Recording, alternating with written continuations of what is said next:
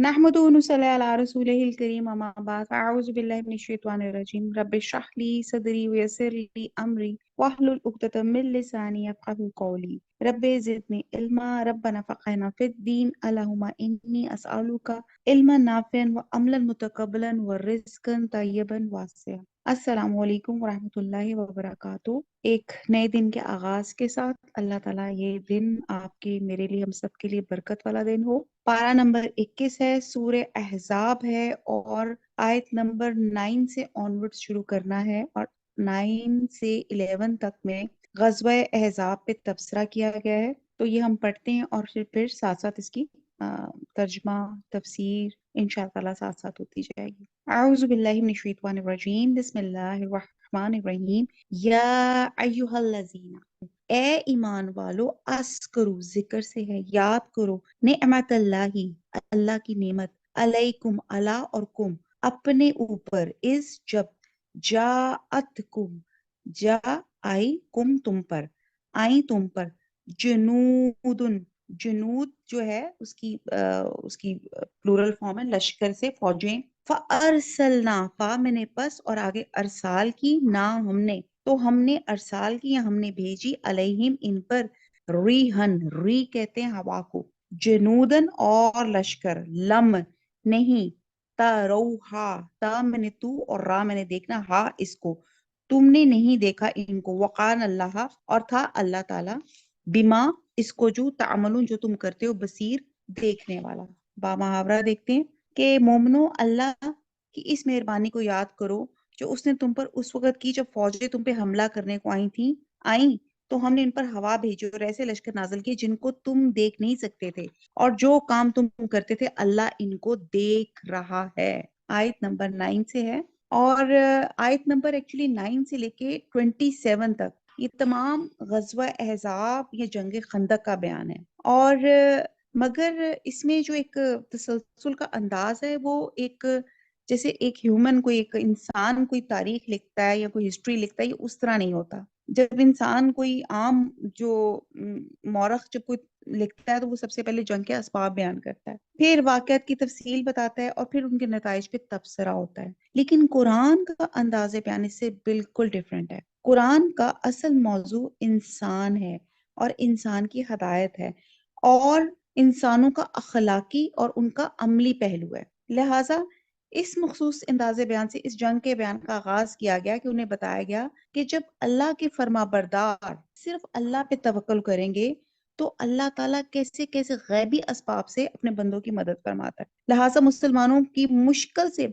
मुश्किल वक़्त में भी अल्लाह ताला की ज़ात में भरोसा रखना चाहिए और इंशाअल्लाह ताला अल्लाह ताला जरूर मदद देंगे। बहरहाल हम देखते हैं कि ग़ज़वा अहज़ाब का थोड़ा सा हम इसका बैकग्राउंड देखते हैं। ये मैंने बिल्कुल सूरह अहज़ाब शुरू करने से पहले भी मैंने आपको बताया था। हज़ब कहते हैं ग्रोह और अहज़ाब होता है हज़ब की जमा।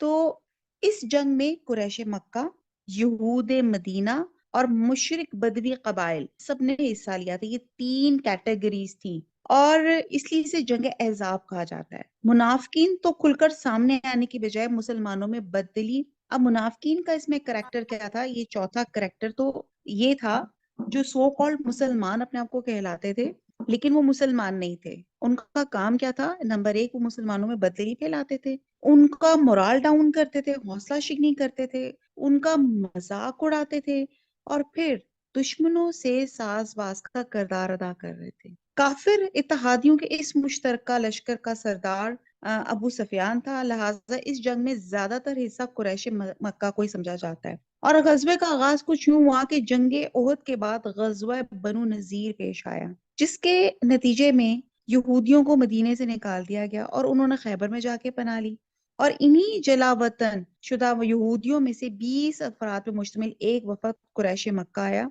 और उन्होंने मुसलमानों पर एक कारी जरब लगाने की तरगीब दी जिससे मुसलमानों की जड़ कट जाए।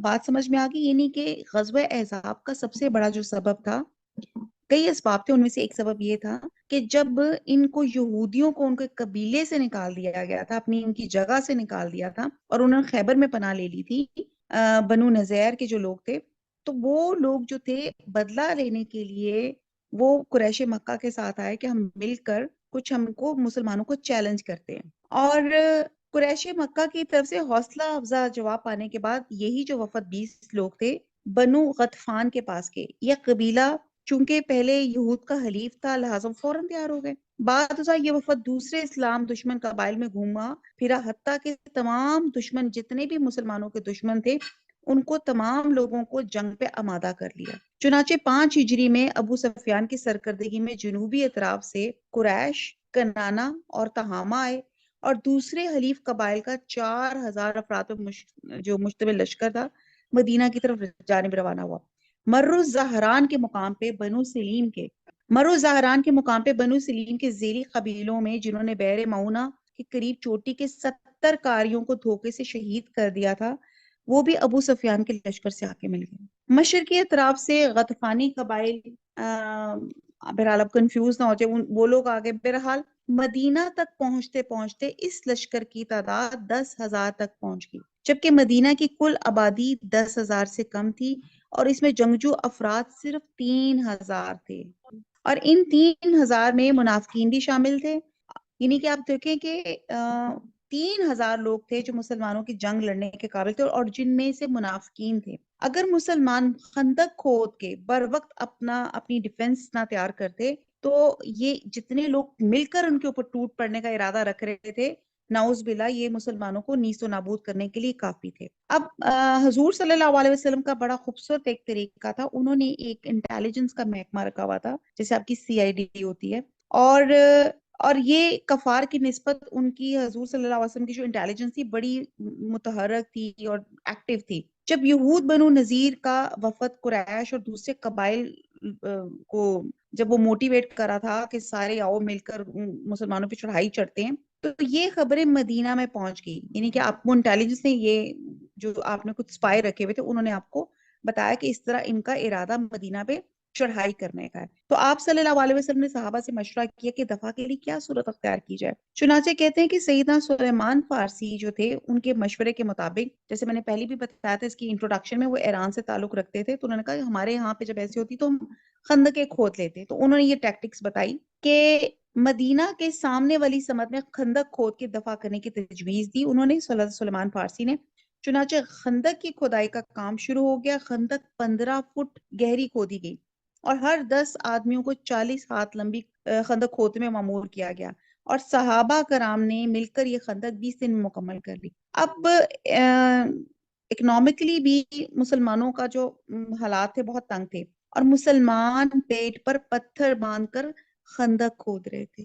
حضرت انس فرماتے ہیں کہ مہاجرین اور انصار نے مدینہ کے گرد خندق کھودنا شروع کی تو مٹی اپنے پیٹھ پر ڈھو رہے تھے اور یہ شعر پڑھتے تھے: ہم وہ لوگ ہیں جنہوں نے محمد صلی اللہ علیہ وسلم سے اس بات پر بیعت کی ہے کہ جب تک زندہ رہیں گے اسلام کی خاطر زندہ رہیں گے. آپ صلی اللہ علیہ وسلم نے یہ جواب دیا کہ اللہ، بھلائی تو وہی ہے جو آخرت کی ہے، لہٰذا مہاجرین اور انصار میں برکت عطا فرما. اور حضرت انس کہتے ہیں کہ اس وقت خوراک کی اتنی قلت تھی، اتنی کمی تھی کہ وہ تھوڑی سی بدبودار چربی میں جو تھی وہ اس میں پکا کے کھاتے تھے. لوگ بھوکے ہوتے تھے اور اسے بھی کھا جاتے تھے، حالانکہ بد مزہ چربی حلق کو پکڑ لیتی تھی اور بڑی بیڈ سمیل سی آتی تھی. اور حضرت جابر بن عبداللہ فرماتے ہیں کہ جب ہم خندق کھود رہے تھے تو ایک انیوژل چیز ہوئی کہ زمین میں ایک بڑا سخت قطعہ آ گیا جو کدال سے کھد ہی نہیں رہا تھا، اور لوگوں نے آپ صلی اللہ علیہ وسلم کو اس صورتحال سے مطلع کیا، انفارم کیا. آپ صلی اللہ علیہ وسلم نے فرمایا میں خود اترتا ہوں. آپ کھڑے ہوئے اور بھوک کی وجہ سے آپ صلی اللہ علیہ وسلم کے پیٹ پر بھی پتھر بندھا ہوا تھا. ہم لوگوں نے بھی 3 دن سے کوئی کھانے کی چیز نہ چکھی تھی. آپ سوچیں کہ کس قدر ہارڈ ورکنگ تھے سارے کے سارے، اور حضور صلی اللہ علیہ وسلم بھی ملا کے. اور یہاں سے ان کی پاور اور اللہ کی برکت پتہ چلتی ہے کہ جب ایک سخت چٹان آئی تو آپ نے ایک ہی کدال، آپ نے جب اللہ کے حکم سے اس پہ بسم اللہ کر کے لگائی تو وہ کیا ہو گئی؟ وہ ریزہ ریزہ ہو گئی. اور کہتے ہیں حضرت جابر بتا رہے ہیں، تو حضرت جابر فرماتے ہیں کہ میں نے جب بھوک سے آپ صلی اللہ علیہ وسلم کا یہ حال دیکھا تو مجھ سے برداشت نہ ہوا. کہتے ہیں میں سیدھا اپنے گھر اپنی بیوی، ان کا نام اسکالر سہیلا بتاتے ہیں، ان کے پاس اور کہا کہ میں نے رسول صلی اللہ علیہ وسلم کی یہ حالت دیکھی ہے، تمہارے پاس کچھ کھانے کو ہے؟ وہ کہنے لگی ایک ساتھ جو اور ایک بکری کا بچہ ہے، میری بیوی نے جو پیسے اور میں نے بکری ذبح کر کے اس کا گوشت ہانڈی میں ڈالا اور حضور صلی اللہ علیہ وسلم کو بلانے کے لیے روانہ ہوا۔ تو بیوی کہنے لگی رسول صلی اللہ علیہ وسلم کے ساتھ تھوڑے ہی آدمی لانا، مجھے سب کے سامنے شرمندہ نہ کرنا۔ اب اتنی اس تمام واقعے سے ہم نے بہت سے اسپیکٹس سیکھے ہوں گے، لیکن کبھی آپ نے دیکھا یہ مہمانداری کا اسپیکٹ کہ ہمارے یہاں پہ تو کوئی مہمان آ جائے تو آٹا گوندنے کا بھی مسئلہ پرابلم ہوئی ہوتی ہے کہ یار کون اٹھے آٹا گوندے، بازار سے روٹی منگا لیتے ہیں یا رہنے ہی دیتے ہیں۔ تو کہاں پہ انہوں نے جو تھے پیسے اور پھر بکری ذبح کی اور پھر وہ گوشت، آپ سوچے کہ کتنا ایک پروسیس تھا، اور نیت کیا تھی؟ نیت تواضع تھی۔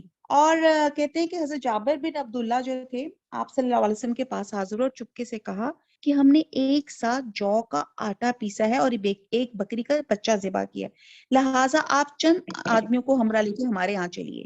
مطلب انہوں نے بتا دی کہ ایگزیکٹلی سچویشن اتنی ہے کہ میں زیادہ لوگوں کو انٹرٹین نہیں کر سکتا۔ یہ سن کے آپ صلی اللہ علیہ وسلم نے بلند آواز سے پکارا خندق والو، جابر کے ہاں تمہاری دعوت ہے، چلو جلدی کرو۔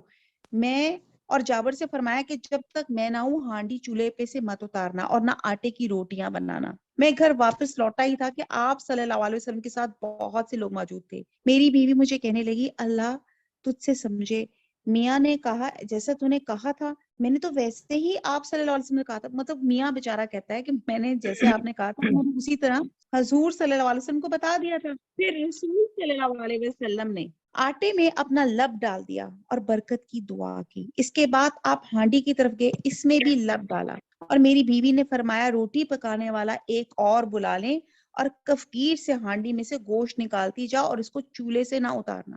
حضرت جابر فرماتے ہیں کہ کھانے والے 1000 آدمی تھے اور میں اللہ کی قسم کھا کر کہتا ہوں کہ سب نے کھانا خوب سیر ہو کر کھایا، مگر ہانڈی کا وہی حال تھا، وہ گوشت سے بھری ہوئی جوش مار رہی تھی اور آٹے میں سے بھی روٹیاں بن رہی تھی۔ یہ بخاری کی اوتھینٹک حدیث کا ایک مفہوم ہے جو میں نے آپ کے سامنے یہ واقعہ مینشن کیا کہ اللہ سبحانہ تعالیٰ نے ان ایمان والوں کا خلوص سے نیت دیکھ کر اللہ تعالیٰ نے کس طرح سے معجزانہ طریقے سے ان کی مدد کی۔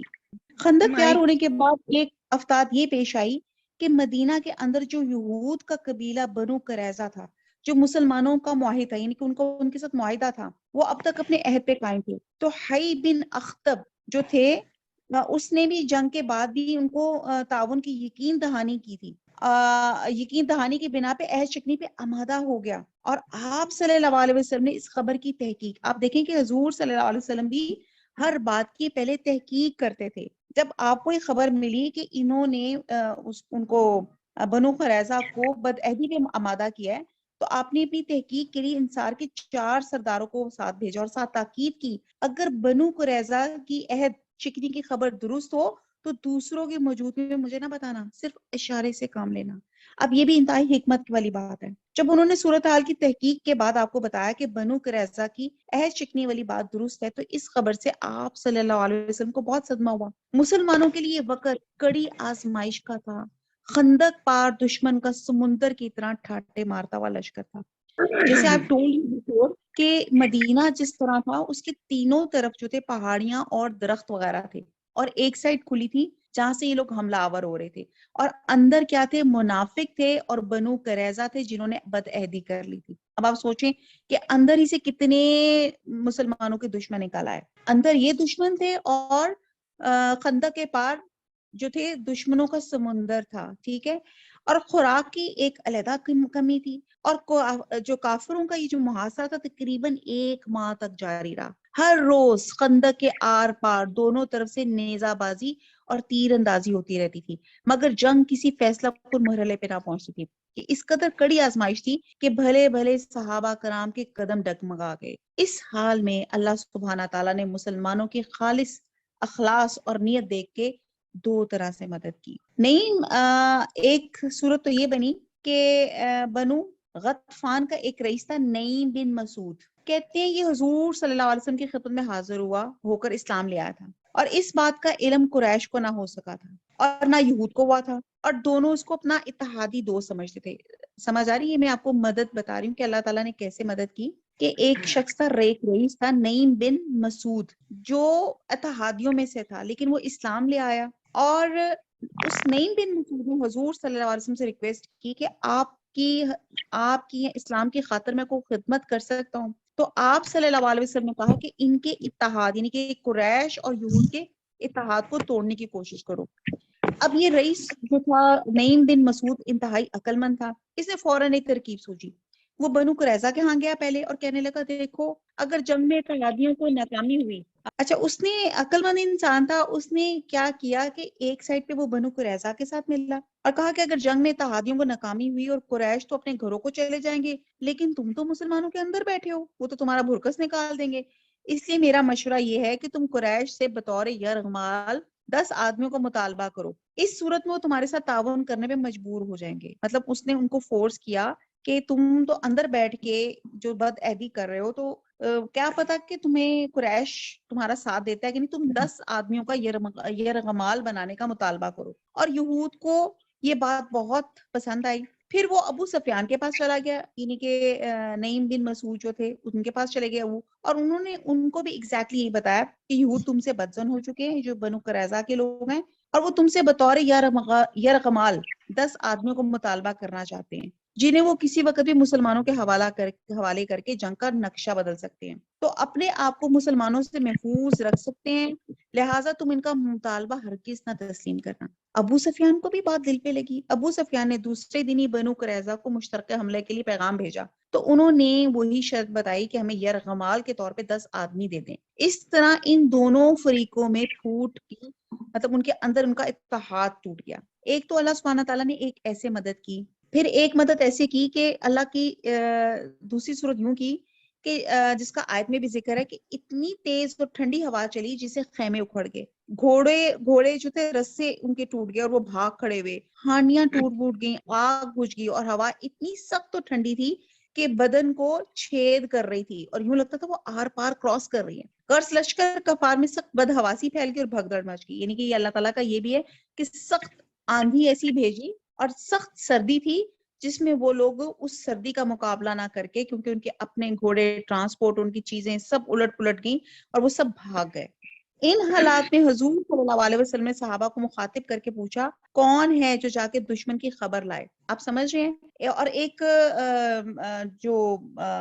چلے تیسری بات میں بتاتی ہوں, یعنی کہ جب یہ جب حالات اس قدر ٹھنڈ ہو رہی تھی تو آپ نے اپنے صحابہ سے پوچھا کہ ظاہر ہے کون جا کے خبر لے کر آتا ہے کہ وہاں پہ دشمنوں کے کیا حالات ہیں. کہتے ہیں سیدنا زبیر بن عوام نے اپنے آپ کو اس خدمت کے لیے پیش کیا. آپ نے یہ سوال دوبارہ کیا. اب اس آندھی میں, اس طوفان میں اور اس ٹھنڈ میں کسی کو باہر جانے کا وہی بات ہے کہ بڑے حوصلے والی بات تھی. تو اس میں حضرت زبیر بن عوام نے کہا کہ میں جاتا ہوں. آپ نے 3 بار یہ سوال کیا اور تینوں دفعہ سیدنا زبیر بن عوام نے اپنے آپ کو پیش کیا. چنانچہ آپ لشکر کفار کی طرف روانہ ہو گئے. اور آپ خود کہتے ہیں, یعنی کہ سیدنا زبیر کہتے ہیں کہ مجھے بالکل سردی محسوس نہیں ہوئی کیونکہ وہ اللہ کی راہ میں تھے نا, اور انہوں نے واپس آپ کے وہی حالات بیان کی جو لوگ سن رہے تھے. اور اسی وقت آپ صلی اللہ علیہ وسلم نے فرمایا کہ ہر پیغمبر کا ایک حواری ہوتا ہے اور میرا حواری زبیر ہے. سبحان اللہ. یہ بھی بخاری کی اوتھینٹک حدیث میں سے ایک کا مفہوم ہے. چنانچہ ان حالات نے دشمنوں کو واپسی پہ جانے پہ مجبور کر دیا اور وہ افراتفری کے عالم میں بھاگ کھڑے ہوئے. اس وقت آپ صلی اللہ علیہ وسلم نے فرمایا آج کے دن کے بعد کفار ہم پر چڑھ کر نہیں آئیں گے بلکہ ہم ان پر چڑھائی کریں گے. پھر تیسری مدد ایسے ہوئی. اس آیت میں تو ہوا کا ذکر ہے اور دوسرا ایسے لشکروں سے مدد کا ذکر ہے جو تمہیں نظر نہیں آتے. اس سے مراد وہ باطنی اسباب ہیں جن کی بنا پہ کفار بھاگ کھڑے ہونے پہ مجبور ہوئے, اور اس سے مراد فرشتے ہیں جو ہواؤں پہ مامور تھے. تو بہرحال اب اس آیت نمبر, یہ جو میں نے ایک پڑھی, آپ دیکھیں اس کا کتنا میں نے بیک گراؤنڈ سنا دیا. آیت نمبر 9 کو اگر آپ دوبارہ سے اس کو تھوڑا سا پڑھیں تو آپ دیکھیں گے آیت نمبر 9 تھی کہ مومنو اللہ کی اس مہربانی کو یاد کرو جو اس نے تم پہ اس وقت کی جب فوجیں تم پہ حملہ کرنے کو آئی تھی. یعنی کہ غزوہ احزاب ہو رہا تھا تو ہم نے ان پہ ہوا بھیجی, یعنی کہ وہ تندر تیز ہوا آندھی کی صورت تھی, سخت ٹھنڈ تھی, وہ بھیجی اور ایسے لشکر نازل کی جن کو تم دیکھ نہیں رہے تھے. اور وہ لشکر کس کے تھے؟ فرشتوں کے تھے. اور جو کام تم کرتے تھے اللہ ان کو دیکھ رہا ہے. یعنی کہ جس نیت سے اور جس خلوص سے تم کام کر رہے تھے اس خلوص اور اس ایمان کی قوت کو دیکھ کے اللہ تعالیٰ نے یہ مدد اللہ سبحانہ تعالیٰ نے بھیجی تھی. آیت نمبر 10 از جب جاؤکم وہ آئے تم پر، من فوقکم تمہارے اوپر سے، ومن اسفلا اور اسفلا نیچے سے، منکم تمہارے، وَإِذْ اور جب، زاغت، اب زاغت یہ ایک نیا لفظ ہے، اس کو انڈرلائن کر لیں، زاغت کہتے ہیں وہ چوک گئی، بہک گئی، اس سے یہ مراد ہے، یا زاغت ہوتا ہے کھلی کی کھلی رہ گئی، پتھرا گئی، الابصارو، ابصار بصارت آنکھیں، وہ بلاغتی اور بلاغتی ابلاغ سے ہے اردو کا لفظ، اور پہنچ گئے، القلوب قلوب، قلب کی جمع قلوب دل، الحناجرہ حناجر، اس کو بھی آپ انڈر لائن کر لیں، حناجر کہتے ہیں گلوں تک، حلق کو کہتے ہیں، تو حناجر اس کی جمع، حناجر گلوں تک، وَتَظَنُّونَ اس میں اردو کا لفظ کیا آتا ہے، زن، کہ تم گمان کرتے ہو، تم زن کرتے ہو، باللہ اللہ کی نسبت، اللہ کے ساتھ، الظنونا زنونا گمان طرح طرح کے، اب اس کو با محاورہ پڑھتے ہیں، جب وہ تمہارے اوپر اور نیچے کی طرف سے تم پر چڑھ آئے، اور جب آنکھیں پھر گئیں اور دل مارے دہشت کے گلوں تک پہنچ گیا، اور تم اللہ کی نسبت طرح طرح کے گمان کرتے ہو۔ آپ یہ دیکھیں کہ یہ وہی اسی چیز کا نقشہ کھینچا ہوا ہے کہ جب وہ تمہارے اوپر اور نیچے کی طرف سے تم پہ چڑھ آئے، یعنی کہ جب انہوں نے حملہ کر دیا، یہ ہم نے بہت ڈیٹیل سے، میں نے ابھی سورہ احزاب کے پس منظر کا سب بتایا کہ کس طرح سے سب اتحادی لوگ ہو گئے، یعنی کہ اوپر نیچے سے سب تر دوڑے، اوپر سے تو سامنے سے آئے، اور اندر سے وہ جو منافق تھے، اور وہ جو اندر ان کا جو بنو قریظہ کے لوگ تھے، وہ جس طرح انہوں نے منافقت، مسلمان منافق، اور جس طرح سے انہوں نے جو بے ایمانیاں کی تھی، تو وہ تم کے اوپر چڑھ دوڑے تھے، اور جب آنکھیں پھر گئی تھیں، اور یعنی کہ اس قدر ڈر تھا کہ مارے دہشت کے گلوں تک پہنچ گئی تھی، تم اللہ کی نسبت طرح طرح کے گمان کرتے ہو، یعنی کہ اللہ تو ہیلپ کرنے والا ہے، اللہ آپ کا ایمان کو ٹیسٹ کر رہا ہے۔ یہ جو آزمائشیں ہوتی ہے، ان آزمائشوں میں اللہ تعالیٰ اپنے مومنوں کا رویہ دیکھ رہے ہوتے ہیں، اور اگر مومنوں کا رویہ اس پہ بھی اسٹیڈ فاسٹ رہے تو پھر اللہ تعالیٰ مزید مدد کرتے ہیں۔ آیت نمبر 11، ہنالکا وہاں، ابتلیہ آزمائے گے، المؤمنون مومن، وزلزلوا اور ہلائے گے، زلزالن ہلایا جانا، شدید شدید سخت، اور وہاں مومن آزمائے گے اور سخت طور پر آزمائے گے۔ آپ دیکھتے ہیں کیا کیا آزمائشیں آئیں، میں نے بہت ڈیٹیل سے بھی بتایا کیسے آزمائشیں آئیں۔ نمبر 1 کہ اس موسم میں، اس حالات میں انہوں نے خندق کھودی، پھر خوراک کی قلت تھی، کس طرح انہوں نے پتھر باندھ کے تمام کام کیے، پھر اس کے باوجود ان کی ایمان کی حالت آپ دیکھیں کہ مومنوں کو اس قدر ان کے پاس آزمائشیں، وہ ہلائے گئے لیکن وہ اپنے ایمان پر قائم رہے۔ اور یہی اللہ تعالیٰ چاہتے ہیں کہ جب ہمارے پر مومنوں کے اوپر آزمائشیں آتی ہیں، تب اللہ تعالیٰ ہمارا رویہ دیکھتے ہیں کہ ہمارا رویہ یہ آتا ہے کہ وائی می، میرے ساتھ ہی ایسا کیوں ہوتا ہے، یا میں لوہے کا بنا ہوا ہوں، یا یہ میرے ساتھ ہی کیسی شکوے شکایتیں شروع ہوتے ہیں، یا اللہ کی رضا میں راضی رہتے ہیں۔ اور اگر آزمائش آتی ہے تو اس میں شکایتیں کرنے کی بجائے وہ پلان کرتے ہیں کہ اس آزمائش سے اللہ کی سرخروئی بھی کیسے حاصل کرے، اور اس آزمائش سے کس طرح عافیت سے باہر نکلیں۔ جیسے غزوہ احزاب میں جب سب اتحادی لوگ جمع ہو گئے، اور ان کا لشکر بھی زیادہ، ان کی امونیشن بھی زیادہ، اور جس پہ مومن جو تھے ہلائے گئے، ان کا ایمان متزلزل ہو گیا، ان کے اوپر آزمائشیں اتنی آئیں۔ عام انسان ہوتا تو وہ دوڑ کے بھاگ جاتا کہ مجھے کیا ضرورت پڑی ہوئی، اتنا فاقہ پتھر پیٹ میں باندھ کر میں چٹان اور میں کھدائی کرنے میں لگا ہوا ہوں، اپنے اس قدر برے حالات میں رہ رہا ہوں جس میں میری زندگی کی بھی کوئی گارنٹی نہیں ہے، لیکن اس پہ بھی وہ لوگ اپنے ایمان پر قائم رہے۔ یہ اللہ تعالیٰ اس غزوہ میں ایک چیز یہ بھی دیکھنا چاہتے تھے۔ آگے چلتے ہیں، آیت نمبر 12۔ یہ ایکچولی یہ 3 آیات جو تھی میں نے بہت اکٹھی ڈیٹیل سے بیان کر دی تھی۔ آیت نمبر 12، وَإِذْ اور جب، یقولو وہ کہنے لگے، المنافقون منافق، والذین اور وہ لوگ کے، فی قلوبہم جن کے دلوں میں مرض ہے، ما وعدنا نہیں وعدہ کیا ہم نے، اللہ نے، ورسولہ اور اس کے رسول، الا مگر غرورا دھوکے کا۔ با محاورہ دیکھیں، آیت نمبر 12، اور جب منافق اور وہ لوگ جن کے دلوں میں بیماری ہے کہنے لگے کہ اللہ اور اس کے رسول نے تو ہم سے محض دھوکے کا وعدہ کیا تھا۔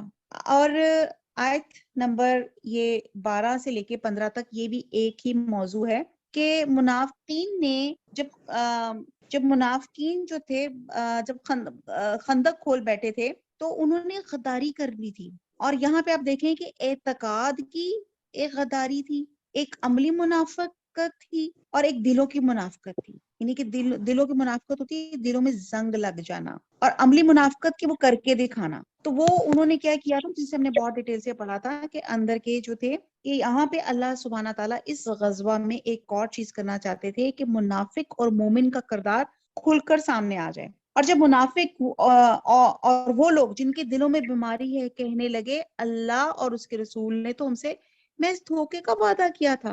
جب یہودی قبیلے بنو قریظہ کی بدعہدی کی خبر مسلمانوں میں پہنچی تو منافقین کو شرارت کرنے کا موقع مل گیا اور مسلمانوں کو بددل کرنے کی کوشش کرنے لگے، اور یہ بہانہ بنا کے کہ ہمارے گھر خطرے میں ہیں. اب آپ یہ دیکھیں کہ وہ اجازتیں مانگنے لگ گئے. اور جب بنو قریظہ بھی مسلمانوں سے بدعہدی پہ آمادہ ہو گئے تو اب مسلمانوں کے لیے اندر اور باہر ہر طرح دشمن ہی دشمن تھے. اب آپ دیکھیں کہ کیسے پیچھے لکھا گیا کہ وہ زلزلائے گئے، ان کو ہلایا گیا. کس قدر مومنوں کے ساتھ کس قدر آزمائش تھی. باہر بھی دشمن اور وہ جو اندر کا دشمن ہوتا ہے وہ کتنا خطرناک ہوتا ہے. اس تشویشناک حالت میں منافقوں نے مسلمانوں کو تانے دینے شروع کر دیے. تم تو ہمیں یہ بتاتے تھے کہ ہم کیسر و کسرا کے خزانے ملیں گے، یہاں تو صورت عالی اور ہے، رفع حاجت کو جانے کے لیے بھی جان کی سلامتی نظر نہیں آتی. یعنی کہ وہ ان پہ تانے کسنے لگے کہ تم تو کہہ رہے تھے کہ یہ جنگ کے بعد پتہ نہیں بڑا مال غنیمت حاصل ہوگا یا کچھ ایسی چیز ہوگی. وہ ایکچولی ایسی باتیں کر کے لوگوں کا، باقی مسلمانوں کا مورال ڈاؤن کرنے لگے تھے، مورال ڈاؤن کر رہے تھے اور کہہ رہے تھے ہمیں تو رفع حاجت جانے میں اپنی سلامتی نظر آتی تھی. دراصل منافقوں کا خیال تھا کہ بس ان کے ایمان کا دعویٰ کرنے کی دیر ہے کہ آسمان سے فرشتے اتر پڑیں گے. وہ ہم چاہتے ہیں نا، وہ ہمارے اندر ایک جلد بازی ہے، انسٹنٹ فوراً رزلٹ چاہتے ہیں کہ یہ ادھر ہم نے اللہ کے لیے کھڑے میں اللہ تعالیٰ فوراً انسٹنٹ ہماری جو ہے نا مدد کر دے اور تاج پوشی کی رسم ادا ہو جائے. اور انہیں انگلی بھی ہلانی نہ معلوم ہو نہ پڑے. تو انہیں معلوم نہیں کہ ایمان لانے کے بعد کتنی سخت آزمائشوں کے دور سے گزرنا پڑتا ہے. مصائب کے پہاڑ ٹوٹتے ہیں، سر دھڑ کی بازی لگانا پڑتی ہے، تب کہیں جا کے اللہ کی مدد آتی ہے اور اللہ اس کے وعدے کے مطابق آتی ہے، اور وہ بھی اللہ کی اذن سے آتی ہے. تو اسی لیے کہا جا رہا ہے ہنالک ابتلی المؤمنون وزلزلوا زلزالا شدیدا. کس قدر وہ ہلائے گئے، کس قدر ان کے اوپر آزمائش آئی. آیت نمبر 13 میں ہے وَإِذْ قَالَتْ، اور جب کہا طائفاتٌ، ایک جماعت نے، اور جو کہتی تھی ایک جماعت، منہم ان میں سے، یا اہل یسربا، یا اہل، اے اہل یسرب جو تھا مدینے کا پہلا نام تھا، پہلے مدینہ کا نام یسرب تھا. لا نہیں، مقامہ نہیں ہے جگہ، لکم تمہارے لیے، فرجعوا ف میں نے پس اور رجوع کرو لوٹو، و یستعذنوا، یستعذنوا یہاں پہ کیا ہے، یہاں پہ اجازت مانگنا ہے، استعذان سے ہے اور اجازت مانگتا تھا. فریقون ایک گروہ، منہم ان میں سے، النبی یا نبی صلی اللہ علیہ وسلم سے، یقولون وہ کہتے تھے، انا بے شک بیوتنا، بیوت بیت گھر، ہمارے گھر، اورا اورا اورا غیر محفوظ ہیں، کھلے ہیں. اورا کا مطلب ہوتا ہے کھلے، غیر محفوظ خالی. وما اور نہیں، ہیا وہ بھی اورا کھلے، این یریدونا نہیں، یرید میں نے ہوتا ہے چاہتے تھے، الا مگر، فرارا اردو میں بھی فرار یعنی کہ بھاگنا چاہتے تھے. آیت نمبر 13 کو باماورا دیکھتے ہیں. اور جب ان سے ایک جماعت کہتی تھی اے اہل مدینہ، یہاں تمہارے لیے ٹھہرنے کا مقام نہیں تو لوٹ چلو، اور ایک گروہ میں سے پیغمبر صلی اللہ علیہ وسلم سے اجازت مانگنے اور کہنے لگا کہ ہمارے گھر کھلے پڑے ہوئے ہیں، حالانکہ وہ کھلے نہیں تھے، وہ تو صرف بھاگنا چاہتے تھے. تو یہاں پہ وہی بات آ رہی ہے کہ یہ کیا کر رہے تھے، جو منافق اندر تھے، جو مسلمانوں کے ساتھ جو منافق تھے، وہ بہانے بنانے لگے. ہمارے گھر خطرے میں، حضور صلی اللہ علیہ وسلم ہمیں گھر جانے کی اجازت دیں، حالانکہ ان کے گھر خطرے میں نہیں تھے. گھروں کی حفاظت کی ذمہ داری حضور صلی اللہ علیہ وسلم کی تھی، اور یہ میدان جنگ سے فرار کا بہانہ ڈھونڈ رہے تھے. اور انہوں نے اللہ سے عہد کر رکھا تھا کہ میدان جنگ سے نہیں پھریں گے، اور وہ اللہ کے عہد سے بد عہدی کے مرتکب ہو رہے تھے. تو آپ یہ دیکھیں کہ یسرب مدینہ کا پہلا نام تھا، اور جب آپ صلی اللہ علیہ وسلم مدینہ تشریف لائے تو یہ مدینہ تو نبی کے نام سے مشہور ہو گیا، اور اس کے بعد المدینہ کے نام سے دنیا بھر میں مشہور و معروف ہو گیا. اور یہ جو آیت ہے، آیت نمبر 13، اس کے بھی دو مطلب ہے. ایک تو یہ ہے کہ پریشان کن صورتحال دے کے منافقین اپنے ساتھیوں کو یہ دعوت دینے لگے کہ محاذ جنگ چھوڑ کر اپنے گھروں کو واپس لوٹ آؤ. اور دوسرا مطلب یہ بھی ہو سکتا ہے ان کی دعوت یہ تھی کہ اسلام کو چھوڑ کے نعوذ باللہ پھر سے اپنے پچھلے دین کی طرف لوٹ آؤ، اور اسی میں تمہاری عافیت اور خیریت ہے، اسلام کو چھوڑ کر اتحادیوں میں شامل ہو جاؤ. جنگ اور غزوہ دو ورڈز استعمال ہوتے ہیں. جنگ اچھا ہر کسی عام جنگ کو کہا جاتا ہے. غزوہ وہ ہوتی ہے کہ جس میں حضور صلی اللہ علیہ وسلم کی پارٹیسپیشن ہو، جس میں اوکے حضور صلی اللہ علیہ وسلم نے اپنی زندگی میں پارٹیسپیشن کی، اس جنگ کو غزوہ کہتے ہیں. اور یہ بھی میں ٹھیک. بتا دوں کہ جنگ اور جہاد میں بھی فرق ہے. جنگ تو عام کوئی بھی جنگ ہے، آپ گھر میں کسی کے ساتھ یہاں سے لڑ لیا، بچوں سے لڑ لیا، یا کسی دشمن سے لڑ لیا. جہاد جب جی ہوتا ہے، جب اسلام کی سربلندی کے لیے، اسلام کے لیے جب آپ کافروں سے لڑتے ہیں تو اس کو جہاد کہتے ہیں. اور پھر اوکے ایسے جہاد میں جہاں حضور صلی اللہ علیہ وسلم کی پارٹیسپیشن ہو تو اس کو ہم اوکے. غزوہ کہتے ہیں. اور غزوہ احزاب یہ ہے. غزوہ تھینک احزاب کے دو نام ہیں، جیسے ہم نے پہلے بھی بتایا. غزوہ خندق بھی کہتے ہیں کیونکہ خندق کیا تھی؟ خندق کھود کی جنگ ایسی ٹیکنیک سے لڑی گئی تھی کہ اس سے پہلے ایسی ٹیکنیک کسی نے آزمائی نہیں تھی کہ خندق کھود کے بھی کوئی جنگ لڑی جاتی ہے. ایک تو یہ تھی. اور دوسرا اس کا جی. نام غزوہ احزاب اس لیے رکھا گیا کہ مختلف قبائل جو تھے اتحاد ہو کے دشمنوں نے مدینہ پہ حملہ کیا تھا، تو اس لیے اس کو ٹھیک. غزوہ احزاب بھی کہا جاتا ہے. اب یہاں پہ بتایا جا رہا ہے کہ جو اندر کے منافقین تھے وہ بہانہ کیا بنا رہے تھے کہ ہمارے گھر جو ہیں دشمنوں کے سامنے کھلے پڑے ہیں، تو ہمیں اجازت دی جائے کہ ہم جا کے ان کی پروٹیکشن کریں. تو آپ صلی اللہ علیہ وسلم نے اپنی نرمی طبع کی بنا پر ایسے لوگوں کو اجازت دیتے رہے. اور یہاں شاید بلکہ حکمت یہی تھی کہ بہتر یہی تھا، کیونکہ ایسے لوگ جو منافق لوگ ہیں، جو لڑنا ہی نہیں چاہتے، ان کا